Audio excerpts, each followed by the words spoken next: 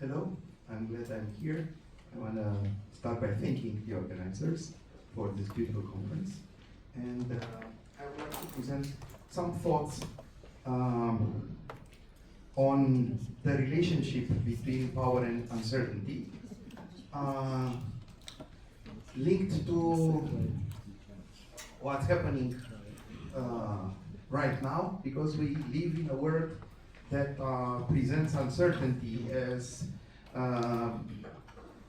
the most dangerous situation in which a human being can find himself or herself. We don't like uncertainty, and because we don't like uncertainty, we want to keep the things in order. We like to keep the things in control. But as the famous American politician said, namely Mr. Donald Rumsfeld, there are known knowns, unknown knowns, and unknown unknowns. So actually, it's interesting that this quote is attributed to many people, starting from Socrates to Bruce Lee. And my favorite quote that is related to this is a quote from Mike Tyson. So Mike Tyson has this famous quote, you may have seen it on the internet as a meme: everybody has a plan until he receives a full blow in the face. So we are very good at planning, very good at mitigating uncertainty until life comes and strikes us, or if you prefer, God. Because if we are here in this conference that is organized by the Faculty of Theology of Ovidius University in Constanța, there is a theological dimension to this discussion as well. And hopefully I will try to clear my thoughts talking to you. I don't know if they are very clear, but maybe I will get out of this epistemological uncertainty by presenting some thoughts that I have on this matter. So, what I would like to do here is to go a little bit and discuss how especially philosophers, psychologists, and economists and theologians link power with uncertainty. So I will start with Machiavellian hopes. I will go through Carl Schmitt and Agamben's crisis paradigms. Then I move to a little bit of theological intervention, which is neither Catholic nor Orthodox. It's going to be a Protestant theologian, Jean Calvin. And then a little bit in psychology, and then economics. And then I will end up with what has been described as let's say, the technological singularity menace, which unfortunately bears upon all the things that I'm discussing. So my idea, it's not necessarily my idea, but the idea of this presentation is that political power and uncertainty are structurally codependent. Because sovereign power derives legitimacy from its ability to mitigate uncertainty. So basically, we need political power in the sense that we need somebody that will say nothing bad will happen to you. The world is out there. There are lions here. There are wild animals. But we are organized. We are here. We're taking care of you. It's like a big father. No, the big brother, the big father, the big brother, that gives us comfort. We are prepared, we know what to do. There is a crisis, we know what to do. We send in the cavalry, you know? So, and we really need this. But since we hate uncertainty, we tried to get out of the state of uncertainty. So we see uncertainty not as a constitutive element of the world, but as an obstacle to be overcome. Yeah? And because we need this, and I will discuss a little bit hopefully the psychologists are not going to be very mean to me because it's not my field, so I've taken other ideas, other people's ideas. We have this need to be sure that we are in control of the world. And if we cannot do it, we easily submit to somebody who is promising us that they will do it for us. Yeah? So, in a certain sense, power uses existential fear, and what is probably more important, when we turn to somebody that will say, we will provide you with certainty, which is a legitimate offer. The problem is that once they become settled as settled power, they use this existential fear that we have to consolidate their own control. Yeah? And this is a mechanism that is happening in many circumstances. Even in trivial circumstances like the university department. Since I'm a vice dean, I know the politics of the intricate policies of university departments. And always the rector or the dean comes and says, don't worry, I'm going to take care. I'm friends with the government. They're not going to be spending cuts. Others are going to have spending cuts, not us. Yeah? And we're voting for the rector, and then the rector says, you know, I told you that I'm not going to be spending cuts, but the government is insisting right now. So, and basically, okay, so they promise something, but they end up using this promise to consolidate their own power at all the levels. And then what is probably more unsettling in a certain sense, which is from a philosophical point of view, is that this reciprocal dependency reveals us something that we are not very eager to acknowledge. That is, our order is an illusion, and it's extremely fragile. And unfortunately, we see things that should never have happened close to us. We're very next to, I don't know, some of the participants, if they are aware, that 100 kilometers from this place, we have drones, bombs falling, and we never thought that this was possible in Europe in this century. Well, it is possible. Order is very fragile. Unfortunately, we don't understand this. And one of the reasons we don't understand this is, and we can see this, we have the 2008 global financial collapse, we have Brexit, we have the chaotic disruption of Trump era. The President of the United States has an unorthodox way of dealing in international relations. Just remember this discussion that was surrealist, unreal, about Greenland, talking about taking over a sovereign territory. We thought that at least among NATO allies was the case. But time is always a master in providing surprises. And also we have biological and ecological crises that we could foresee. To be honest, I was representing the Romanian government in 2005 at the WHO conference in Geneva, and we're discussing there, back then, 2005, the International Sanitary Regulation for Pandemics. So, 2005, 2020, yeah? 15 years before the pandemic, at the level of the international government, we discussed this, and it was a very animated debate. Let me tell you, it even went to some sort of a physical fight. Yeah?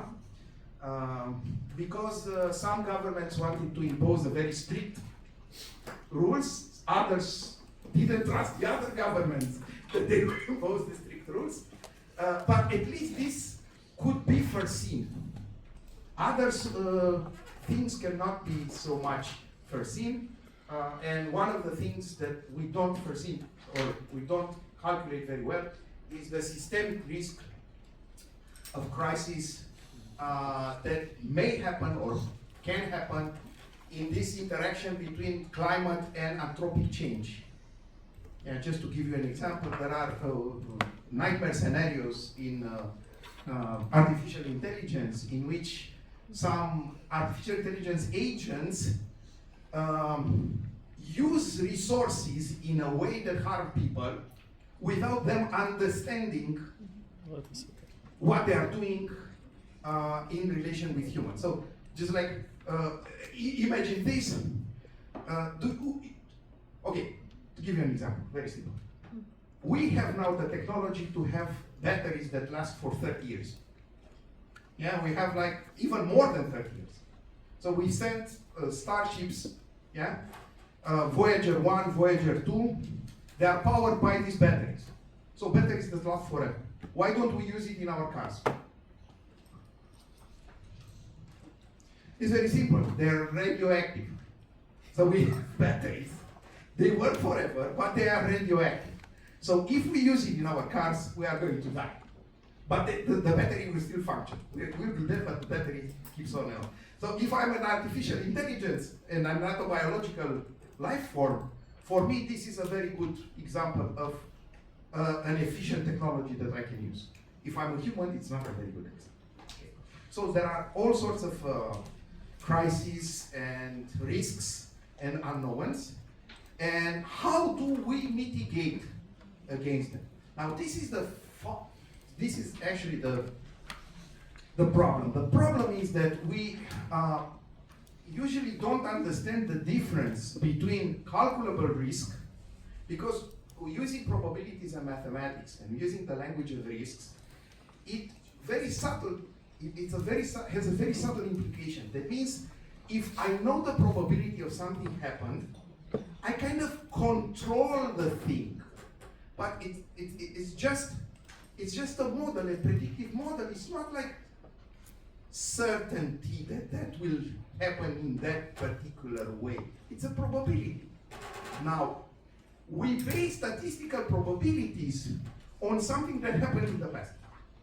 So we look in the past, what's the probability of you not getting married? In my case. My father always asked that, my grandfather. So the probabilities, I look at how people are getting married in Romania, I calculate that. But he had no idea that society has changed. Now in Europe, we have more children born out of wedlock than inside the marriage. Nobody could have anticipated this. This is not a statistical trend. Was not a statistical trend. Now it is. We may not. We may never know what is going to happen in the future. And this statistical probability is the favorite instrument that the governments are, are using when they try to establish their policies.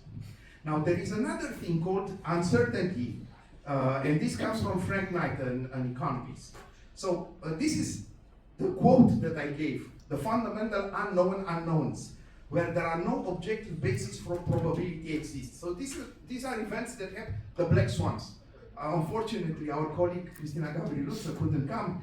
She would have introduced you to the concept of black swans, but this is a concept illustrated by a famous Lebanese thinker, Nicolas Nasser Taleb, who's famous on the internet, at least, or in the risk management science. And he's talking about these events that cannot be foreseen, yeah, like black swans. This is actually a philosophical reference, because the fact black swans were a reference to the fact that we thought that conceptually swans are white, because we have only seen white swans. Until we reached Australia and we saw that are black swans that could not be predicted based on our knowledge. And then this leads to some sort of an analytic hubris that is mistaking uncertainty for risk, that leads to brittle control and catastrophic failure. So this is the main point. I don't know if I have time to make it. I don't know how many minutes. What have I got? How much time do I have? 5 minutes. I don't have time. Okay, so just to have a hint, just a small hint. I'm not going to go through all of it. Maybe later if somebody is. Now, you know, we always have this problem with order and chaos. And we thought that we can sort this problem by creating institutions, by trying to make some sort of an ordered, regular interaction with nature, with the others, so on and so forth. So I wanted to show you two models of this interaction. One is Machiavelli's model. You know Machiavelli, the famous evil philosopher who broke the link between religion and morality, and between politics and morality and religion. Yes, a very nasty character, but you will see it's not the worst character, because there is another one called Thomas Hobbes, who was far, far more evil than Machiavelli. And both of them are trying to find a solution to the problem of order. Yeah? But their solution is very different, because Machiavelli starts from this idea, which is actually quoting philosopher and theologian Boethius, if you remember, the concept of the wheel of fortune, fortuna. You know, so there is this luck, the goddess of luck, and these are unpredictable and uncontrollable forces, like the plague, the invasion of Tatars, the Mongols, so on and so forth. And in his view, in Machiavelli's view, this is half of human affairs. So half is luck. And how do you prepare? How do you deal with these things? So you deal with these things not being adhering to a strict ideology or a strict vision about the universe. You try to adapt, but you also try to prepare against these unknowns. So what you have to do is to exercise something that Machiavelli calls virtù, which is not classical virtue. It's a special kind of skill or ability that is precisely linked with the capacity of leading a certain commonwealth. And this virtue means you have to have foresight, adaptability, and you have to know how to navigate chaotic landscape. His image is like this. It's like Fortuna is like a torrential river, and you cannot stop it. You don't know when it is going to come. You know it will come. You have to build dams. You have to do stuff that prevents the catastrophic failure, but doesn't prevent the catastrophe. So what you're dealing with is the foreseen consequences, not the catastrophe in itself. You see, there's a very interesting distinction between these two. So what I'm trying to do is not, let's say, make the world a better place in which there are not going to be any flooding. There's going to be flooding whether I want it or not. If I put money into no flooding at all, yeah, this is going to lead to disaster. What I can do is I can make regulation in such a way that when the flooding will occur, not many people are going to die. But this means that I understand that uncertainty is fundamental in the world. I prepare for this uncertainty, not eliminating the uncertainty, but preparing myself to face it. I'm going to come back to Nicholas Taleb, because he has another book, not The Black Swan, which is called Anti-Fragile. So he expands this idea of resilience into a new category. This new category is called anti-fragility. What means is that you're not only able to face dire situations, so you're adaptable and you can face any disaster. He goes to a next level and he says there are some people who thrive in disasters. So they are not resilient, they are anti-fragile. So the bigger the disaster, the best the actions of these people. And he kind of says, you have to prepare for this situation. not to be resilient, but to be anti-fragile. Which is very nice because he quotes Saint Paul. Because he's quoting Saint Paul because Saint Paul is making in his epistles this point that it's not my strength that is important, it's my fragility, it's my weakness. Through my weakness I can overcome great dangers. So Machiavelli has this idea: power is not a static institution, but a localized mastery of uncertainty through hyper-adaptability and strategic preparation. And actually, I can quote Winston Churchill. If you remember, there's a famous quote of Winston Churchill when he found out that there's going to be a war in Europe, and said, he wrote somewhere, said, the war finally is coming. I feel like I'm in my 20s. So instead of running away from war, he feels energetic about the war because this gives him the opportunity to become himself, which is very interesting. In face of adversities, we become ourselves better than when there is no adversity, even though this is going to be contested.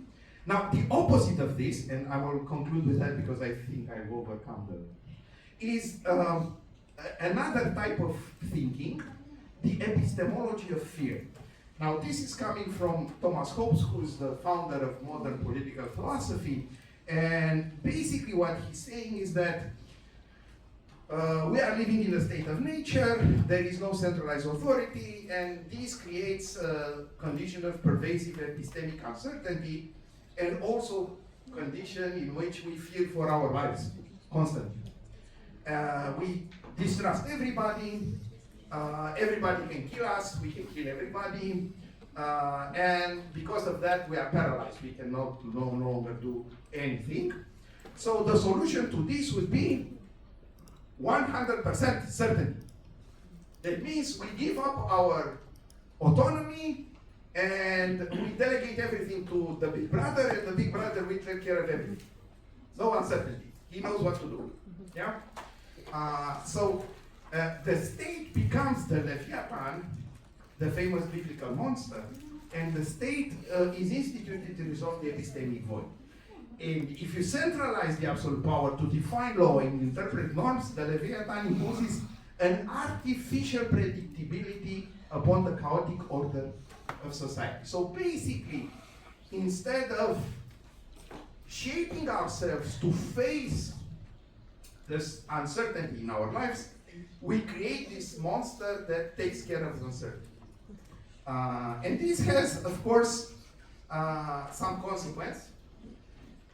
There are two other philosophers who, maybe I should say a word about it. So first of all, one is a philosopher who wrote political theology, the famous Carl Schmitt, if you heard about Carl Schmitt. He's a controversial philosopher. But he defined power as the one who decides on the exception. So you have the sovereign who does predictability and so on and so forth, but his actual sovereignty lies in the fact that he can decide when there is an exception to the stability. So everything is going on as it should be, but he decides the exception. And this leads to, okay, I'm not going to go into this because it will take me an hour. The thing is that we live now in a world where the exceptions are occurring at a rate that is increasing. And you can see here this increasing curve about policies dictated by exceptions. And this is a tool, says Agamben, through which we reduce the citizens to mere followers, and we diminish the force of our institution in the name of political discretion. That means we keep people in constant fear because uncertainties, so we can do whatever we want as the state. And this concludes my presentation.